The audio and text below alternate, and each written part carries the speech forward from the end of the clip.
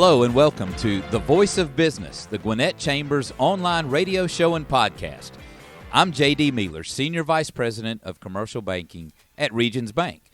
Regions Bank was proud to be the presenting sponsor of the 2021 Gwinnett Chamber Small Business Awards. And on this special episode, we're going to meet some of the 2021 Small Business Award winners.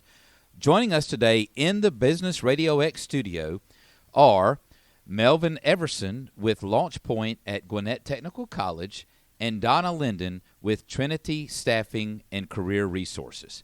We're going to have a nice visit with these two folks today. I'm glad you're listening. And we're going to start with our friend Melvin. Melvin, how are you doing today? I'm doing well. Thank you for having me. Oh, it's a pleasure to have you. Why don't you start off by telling us a little bit about your organization, Pointe at Gwinnett Technical College. Well, thank you so much. Pointe at Gwinnett Technical College is one of the many departments that fall under my responsibility. And the primary purpose of Pointe is to ensure that the students who are at Gwinnett Tech have an opportunity to have internships and apprenticeships with businesses in Gwinnett County as well as North Fulton County. And Pointe Career Experience Center, as we call it, was made possible by the philanthropy effort of a good gentleman, Mr. Clyde Strickland, in Gwinnett County. He came to Dr. Cannon at the college and said, listen, I want to put $250,000 here for you to create a career experience center here on campus. So these students will have an opportunity to come in and get prepared for internships and apprenticeships for businesses and industries in Gwinnett and North Fulton. Oh, wow. So what skills are students learning in the program? Well, it depends on what they're learning as far as what the businesses are needing. Okay. And at Gwinnett Tech, we offer over 140 different programs at the college. Whoa. From skilled trade such as welding, carpentry, culinary arts, healthcare, you name it. So those skill sets are matched with the purpose of the business who are looking for internships and apprenticeship.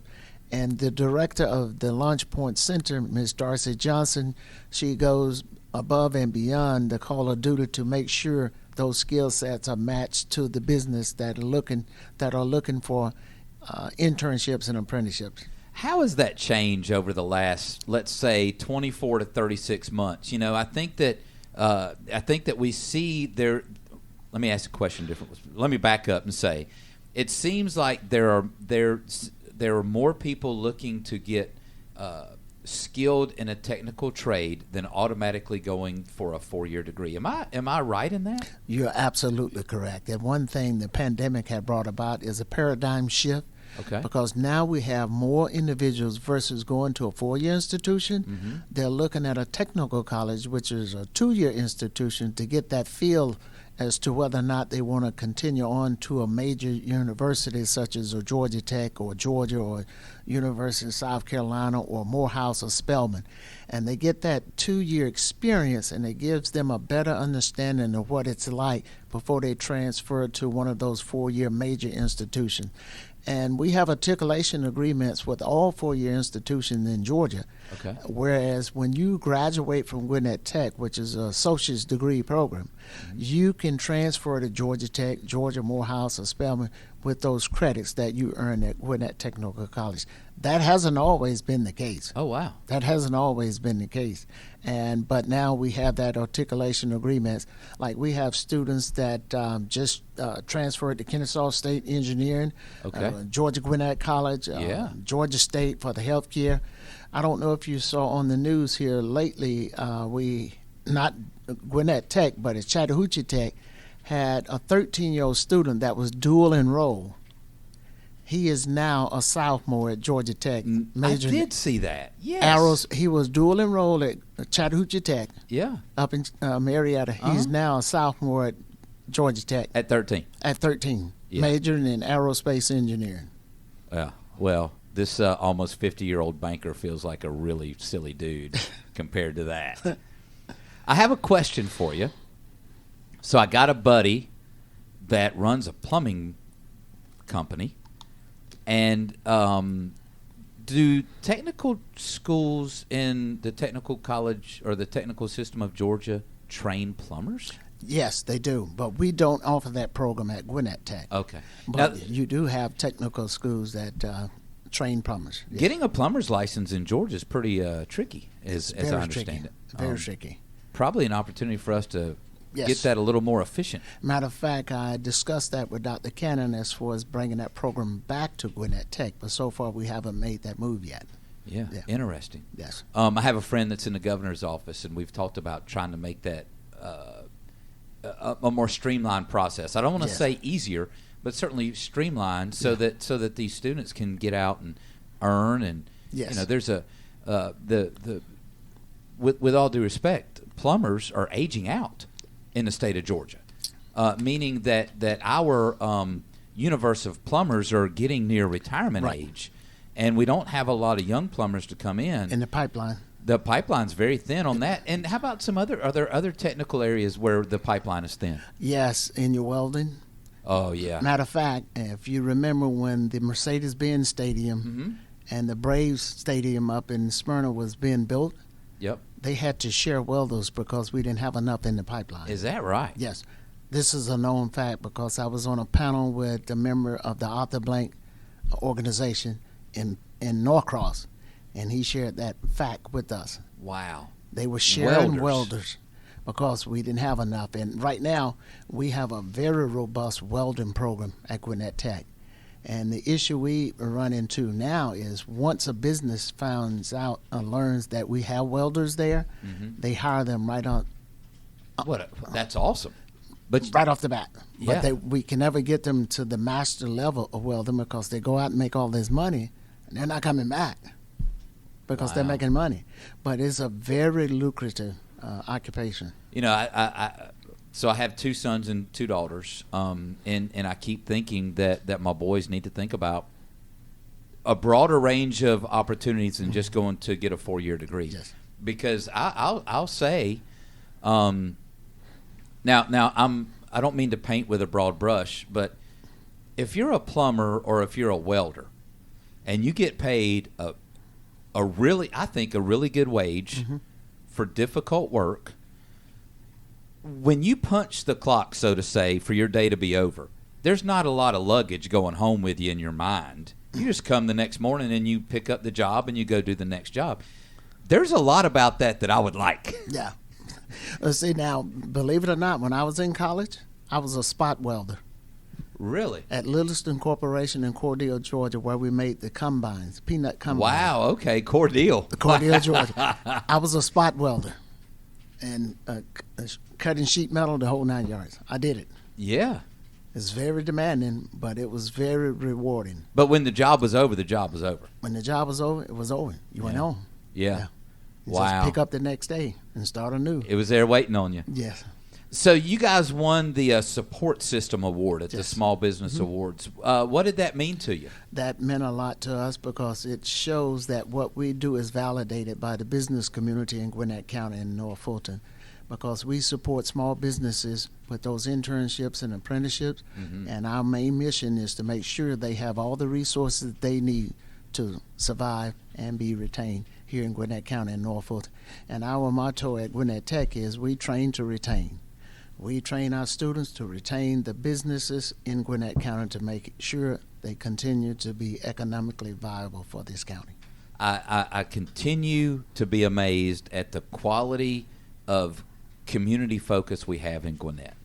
It would be real easy, I believe, for anyone to look at Gwinnett and go, you got 1 million people, you got 180,000 students in your school system. This is just a banker quote, but there's $19 billion in deposits in all your banks. Y'all are so big. But everywhere I turn, people are close-knit, looking out for each other, got each other's back. And that is really, I think, a differentiator of Gwinnett, the Gwinnett Chamber, and what we do here. So back to what you were talking about. We talked a little plumbing. We talked a little welding. Can you give me maybe a flavor for some other programs that you have to prepare the local work? I know there's 100 of them, over 100. What are a couple more of your favorite? Well, right now, as we speak, going up off of 316 is our new emerging technology cybersecurity building. Oh. $34.8 million. Okay. When it comes to cybersecurity, it has taken off like a rocket, especially in this COVID environment we're in. Yeah. Especially with everything you hear and see now about cyber attacks and what have you. And I can mention one name, and I don't have to say anything else. The Colonial Pipeline. Yeah. It affected the entire southeast part of the United States. It did. And right now, the cybersecurity field has taken off like a rocket. Got it. Well, look, I mean, at the bank, I want to say that last year to date, we've spent $65 million on cybersecurity. I mean, you think about all the transactions that we have to secure, all the data that we have to secure. That sounds like a big number, but you think of everybody that's hitting us all the time, and every single day, every minute, every second, regardless of how small or how large your business is. Cybersecurity is involved with it. I know we're not having a cybersecurity podcast, but it's crazy to think that there are you get up and you go work at Lanier Tech, and Donna, you get up and you go work at Trinity Staffing, but somewhere there's somebody getting up and they're going to a computer and they're working as criminals. Right. That's right. We need cybersecurity people to fend them off. I'm a victim of that myself. Oh no. Yes. I was sitting in my office at Gwinnett Tech one Thursday afternoon. I tell my staff to make sure you go online and check your financial status periodically every day. Mm-hmm. It was Thursday afternoon, about 2 o'clock in the afternoon. I go online to check my status, and lo and behold, that was a debit on there of $378 at Home Depot. And you hadn't been to Home Depot? I had not been to Home Depot. I called my wife. I called my son. No, Dad, we didn't. No, honey, I haven't. And I called my bank. I did not do this. The only thing I could find out, it was an electronic purchase, $378. They couldn't tell me who made it, except their electronic purchase. They couldn't tell me what they bought, and Home Depot couldn't tell me. To this day, wow. I don't know what happened, who had it, but they hit me, $378.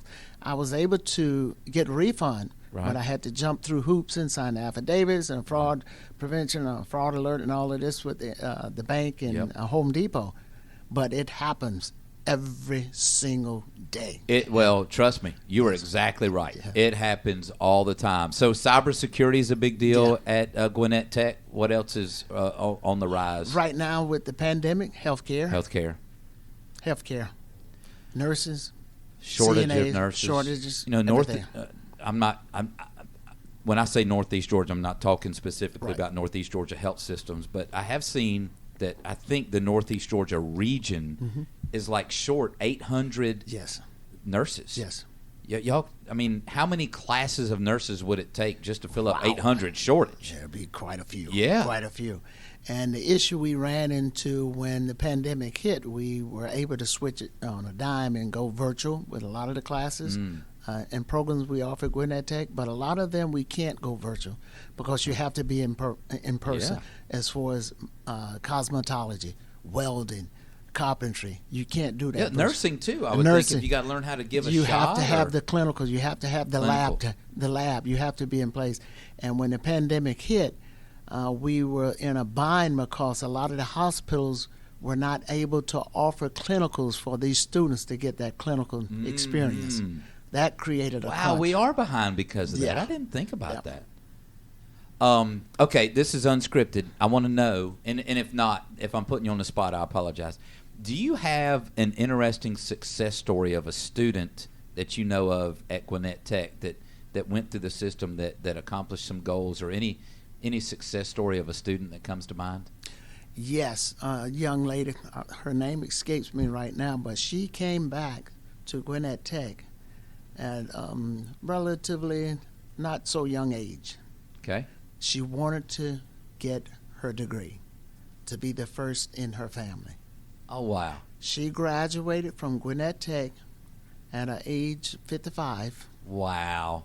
And went on to Georgia State to pursue her degree in nursing. That gives me chills. As a matter of fact, she was on Channel 2 News, did a special on her. Wow. What a great story. Yep.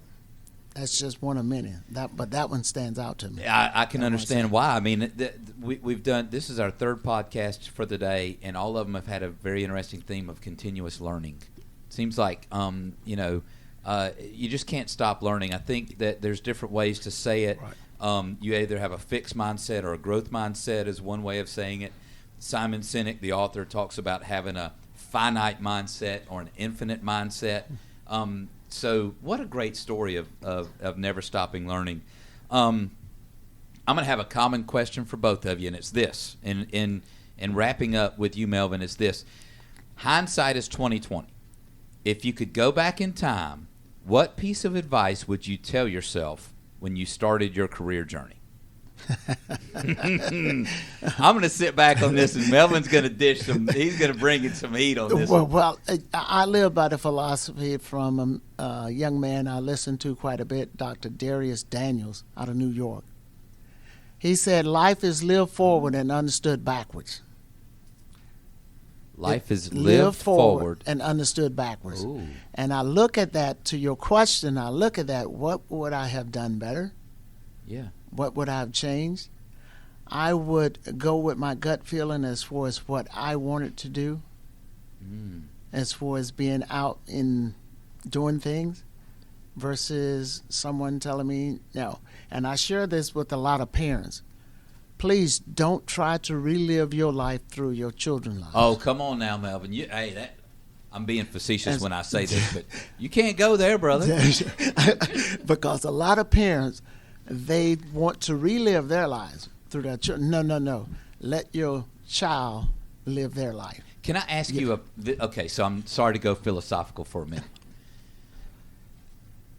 I'm taking that thought just a slight different direction because I love that. And I appreciate that you said that. I'm trying to raise my own kids, and I want to do it so that they learn along the way, and I do not live my failures through their successes. But you deal with young people a lot. How important is it through an educational process to allow our children to fail from time to time? I'm not talking about fail in a class. I'm talking about failing in, a long life's journey to learn something new. Said a different way, parents are very protective and don't want their kids to fail very much. Right. Failure is an opportunity to learn. And I also live by this philosophy. As far as when you win or when you succeed at something, that's victory. I don't measure the character of a man or anyone by how well they handle victory. I measure the character of an individual about how well they handle defeat. Oh. Because we're going to have defeats. Yeah. And if you knew my background, you would be surprised that I'm sitting here right now. Wow. Because I was born 3 hours after my mom left picking cotton in my dad's cotton field. Mom came home for lunch at 12 o'clock. 3 o'clock that afternoon, September the 24th, 1957, I discovered America. Wow. My goodness. That's amazing. That's amazing. So you never would have guessed that. When people look at me, no. And my older siblings, they'll tell you, he's right, because we remember we came home, we had an extra sibling. He's just there. He was just there. Wow. And along that journey, you've learned the most. Yes. Among your failures. Yep. And yet you can tell most about people by how they act when they fail as opposed to how they win. Exactly. Act like you've been there before. Exactly. Wow. I'm sorry to go down that philosophical mindset, but I just felt like it was in you, and I'm happy that you would share that with us. That is wonderful. Yeah. Any closing comments for the Gwinnett Chamber or for listeners in general? Well, I just appreciate the Gwinnett Chamber for all that they do, because I work very close with them, in partnership with Gwinnett and Economic Development Arm. Whenever a business look to relocate or expand to Gwinnett County, they bring us in, and we share with them what resources we have at Gwinnett Tech to make sure that they remain in Gwinnett County. Yeah. And I always say, train to retain. Because we want you here. Your business, we want you to be successful, because when you're successful as a business, economically, all of Gwinnett County benefit. And the chamber plays a vital role in that. Yeah, and we're blessed to have a special chamber. Just you say that, it makes me think. A young man that works for me is going through Leadership Gwinnett with the Gwinnett Chamber. What a fantastic program. It's awesome. Wow, what a program. You get to learn about all of Gwinnett County. That thing is awesome. Melvin, thank you for being here today, and thank you for participating. Thank you. We really appreciate you very much. Let's turn our attention to my friend Donna Linden. Donna, I have shared our story about you. So for those that don't know, I met Donna at the Chamber Business Awards because some folks that she had been sitting with sort of left her at a table, and I was leaving my table to go do something else, and you came to sit with us at the Regions table, and then you won your award, and we were there to celebrate with you, and your excitement to win this award, to win the Small Business Award 0 to 5 employees, when they called your name, your reaction was pure gold. What did it mean to you to win that award? Oh, my goodness. It was just a humbling experience. I mean, even when I'm reflecting back to it right now, I was full with so much emotions because it was like, I was so grateful because of all my hard work and just the dedication that I put into my business. Oh, wow. And just to know that I was being recognized for the hard work and the sacrifices that I made. And just to receive this prestigious award by the Gwinnett Chamber, it was just, like I said, I was full with so much emotions. And like I said, when I'm reflecting back now, the tears are rolling because it was just amazing to me. And I was so grateful. And just remember that day when I said, to God be the glory. And I will always say that, but God gets all the glory of everything that happens in my life. And I was just so grateful. And I just thank the Gwinnett Chamber and the Select Committee and Mick and Callie for the support that they give the small business. Mm-hmm. It was such a special day, and I can see the emotion. By the way, Amanda brought you. That is wonderful. I was looking so forward to spending this time with you because I wanted to know what made you tick, and it's hard. But before we get there, tell us about Trinity Staffing and Career Service. Tell us what you do and how do you do it. Give us a little commercial for your company. Absolutely. That you put so much hard work into that you're so proud of. Absolutely. Well, we provide direct hire placement for various industries, including insurance, business professional services, financial services / banking, and IT. Okay. And what our motto is, we're finding phenomenal employees to add value to your business. Now, how do you find phenomenal employees in an environment like this? It's not easy, but I'm able to do it. Trust me, I have to do, a lot of times I'll have to do searches on LinkedIn and reach out to people, and now I'm waiting for them to respond back to me. I will also go to a lot of different, job networking ministries. I'll post through them. Okay. And just like I said, various areas. So let me ask you, is Trinity Staffing, is that a franchise, or is that your very own? That's my very own, yes. Wow. Yes.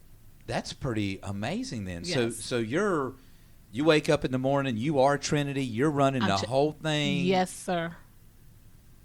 And so LinkedIn is one resource that you use. You network a lot. Mm-hmm. Yes. Trust me, yes. How do you know when you found a phenomenal employee? How do you know? What are their traits? You know what? Sincerity. Okay. And enthusiasm. Ooh.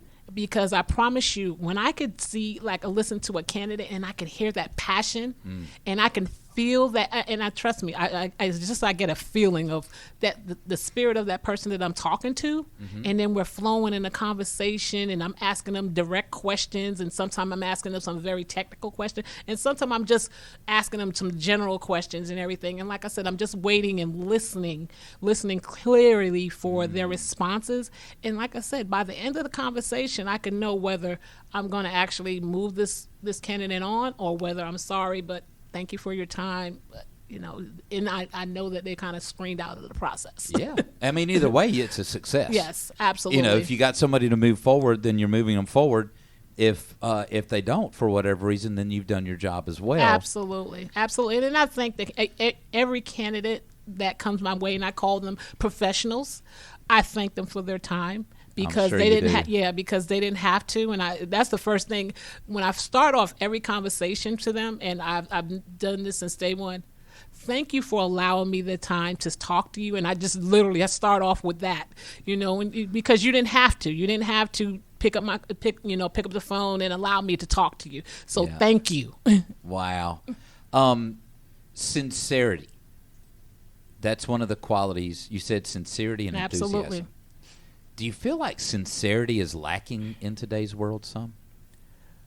Yeah, because, I would say yes, because a lot of people is being so, I would say just fake. Let's just be real. Yeah. It's like everybody's trying to put on this such facade of this, but it's just be real. Just be who you are as a person. Right. Because people respect you being real versus you putting up this facade of who you think you are. But just be who you are, because people will like your sincerity. Well, as a recruiter, it's your job to be able to bust through that wall of sincerity or insincerity. Right? You can't vouch for somebody and place them in a job if you can't. Your sincerity meter has got to be on point. Absolutely. And sincerity, and also you got to be truthful, because a lot of times they'll have the stellar resume. And I'm looking at it and I'm reading it and I'm like, okay, you next to like gold. Okay, I see the resume, but let me see let me know who the person is. So that's really true in today's world, right? Everybody's got their social media profile where it's all, butterflies and rainbows, and nobody really wants to, I'm not saying that everybody needs to go to Facebook and put up all their losses, but they're when you're looking for a job, authenticity needs to be one of the most valued competencies. Absolutely. So, how did you learn to discern authenticity through a phone call? To be honest with you, I would say it's just came natural. Yeah, it really has, because like I said, I just literally just try to listen for the person, for who the person is, and I'm listening to the conversation that we're having, and that's literally how I could kind of pick things up, because a lot of times people will expose themselves whether they know it or not, depending what they say. And you can kind of pick up on different things of who they really, really are. Oh, that's good. Yeah. And like I said, that's why I said it's something that I've just picked it up, literally. Are you good at asking difficult questions? Oh, absolutely. and I promise you, you didn't even hesitate. Oh, yeah. And I promise you, the candidates will tell me that was a difficult, and they literally will tell, agree. Good. That's good. Nobody asked it, because I'm supposed to do that. Because at the end of the day, an employer is paying me, number one, to screen in or screen out. Yep. So they don't want me to send them candidates where it's going to be like, why did you send me this candidate? Yeah, you don't want that. At the end of the day. So that's my job, is to do a great job in the screening process up front. So that's why sometimes I'm going to ask those difficult questions, because that's what the employer will want me to do. So are you on retainer with certain employers? Contingency, okay. Mm-hmm. So you have to build relationships on both sides. Absolutely. You have to build a relationship with these employees. So, somebody from the Gwinnett Chamber, they're running a business. They're seeking some help in acquiring new talent. Where do they find you? You know what? It's amazing that you said that, because my very first client, literally, I found from the chamber. I literally was on a network. They were doing a ribbon cutting. Okay. At a car dealership on satellite, and I just happened to, because I network. Yeah. And I just happened to go there, and I was literally over went to go get some food, and I just happened to be talking to the manager of this company, and he was like, we just had chit chatting and everything, and I said, hey, and he was like, well, what do you do? And I said, I'm going to have my own staffing company. Really? Well, I'm looking for this position and everything. I was like, really? So I said, well, can I get your card? He gave it to me. And I guess, a lot of time when they give it, they think, oh, well, she probably ain't going to follow up. Yes, I am. By Monday, I followed up with him, and I said, hey, I reached out to him on the email. You remember me, that we was chatting and everything, and you said that you had a position to fill. I would love to see how to be able to assist you filling that position.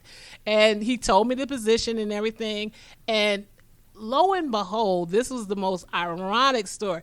Lo and behold, when he shared with me the position, I was like, wait a minute. One of my good friends has that skill set. I reached out to her. I said, hey, I got a job for you. Really? When she looked at the thing, it was literally, she got the job literally within like a week and a half. No way. Yes. That's unbelievable. Yes. You couldn't have written that out any better. No, I promise you. That's a blessing for sure. Tell me, who has been influential in your business journey? In my business, number one, God. Amen. To God be the glory. Family, friends, mentors, and of course my community. Yeah. You're surrounded by great folks, I can Absolutely. tell. Absolutely. Spending time with you. I have a good support unit.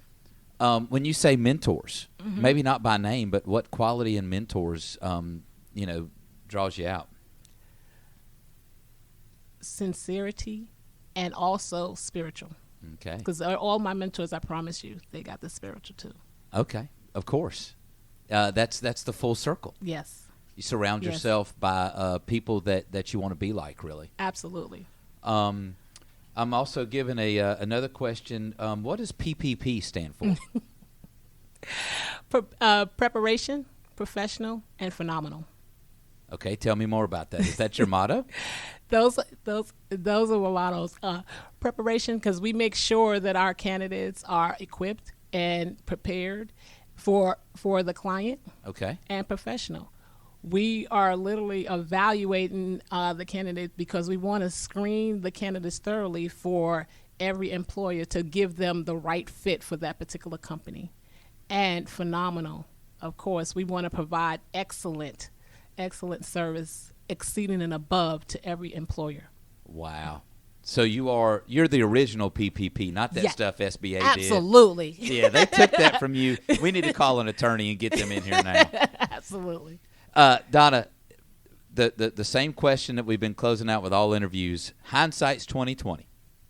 If you could go back in time, what piece of advice would you tell yourself when you started out on your business journey? And I have 3 points. Okay. My first point would be to keep up and to frequently evaluate your business plan. Okay. Ooh, very good. And number 2 is to listen to people that have your best interest at heart when they're giving you sound advice. And number 3, to truly evaluate the professional help that you're paying for. And just to be cautious. Wow, those are all very. Can we go back to 2 for a second? Yes. There are a lot of people that would far more prefer to listen to somebody else's opinion because they think it's cool than the opinion of someone that they value. Absolutely. That's troubling. Why do we care more about what people that don't care about us think than the people that do care most about us? And how do you identify people that you want to allow into that inner circle? You already said faith, which is good. I mean, it's the primary thing in many of our lives. What's it take for someone to break into the inner circle of Donna Linden? Character. Yeah. I'm looking at your character. Amen. Not what you say, but who you are. Oh, wow. Because people say a lot of things, but let me see your walk. Let me see who you really are. You can say a lot of things, but if your character and your actions don't align with what you're saying, then you're just talking. Okay. When you're evaluating a candidate for a job, do you do a social media search? Oh, absolutely. And they'd be surprised because you know what? I have found a lot of times your resume say one thing and your social media say a whole other thing. Because first of all, I'll start with LinkedIn because a lot of times their resumes is not even the same as their LinkedIn. So, okay, why is the discrepancy? Why are your years off? You have 2 years over here, but you got 5 years over here. Okay. What's up? Really? And a lot of times, I promise you, they so shocked to know that I go that extra mile, because a lot of times, unfortunately, recruiters, they'll just stop with the resume. Yeah. But you have, a lot of recruiters. Well, your reputation is on the line. Absolutely. Absolutely. It's my brand. Yeah. And that's what I tell brand. people. I said when I submit a candidate, that's my brand. So if I'm submitting a candidate that's not truthful, that I've seen discrepancies in their resume and then also their LinkedIn, and then that's a problem, because now they're looking at me like, didn't you see this? Mm-hmm. Why would you send this candidate? So it shouldn't be about the money, because at the end of the day, you want to provide value to every employer that literally is going to give you that commission for that candidate. Well, I just got to say, if anybody listening needs to use the services of a recruiter that is going to represent you in the marketplace, that is going to find you the appropriate people, you got to call Trinity Staffing and Career Resources. The approach that you take to your job is the exact reason you won this award, and why those people come to you, and it's such a blessing to have spent this time with you today. What would you say to the chamber, and what comments would you have in closing this afternoon? I would say thank you to Nick and to Callie for their support that they unwaveringly give over and over and over to small business, because without their support and the recognition that they constantly give to small business, that we can get lost in the shuffle, because you got all these big businesses, but a lot of people forget it's more small businesses. The majority of the businesses are small businesses versus large businesses. So it's a fact. So at the end of the day, we're just grateful for what the chamber does for small business. So thank you to the chamber. And we just want to continue to just be what we can for the people in the community of Gwinnett County. Well, and you keep doing that, because your job and your approach to your job is refreshing, it's valued, and I'm grateful to know you. And thank you for being here today. Thank you so much. This has been Gwinnett Chamber's online radio show and podcast, The Voice of Business, featuring small businesses. You can enjoy any of our episodes anytime by visiting businessradiox.com, selecting the Gwinnett studio, and then clicking The Voice of Business. The show is also available on Apple iTunes, iHeartRadio, Spotify, or wherever you listen to your favorite podcast. Please be sure to subscribe so you don't miss any of our future shows. Until next time, I'm J.D. Mealer with Regions Bank, and you've been listening to The Voice of Business, presented by the Gwinnett Chamber of Commerce on Business Radio X.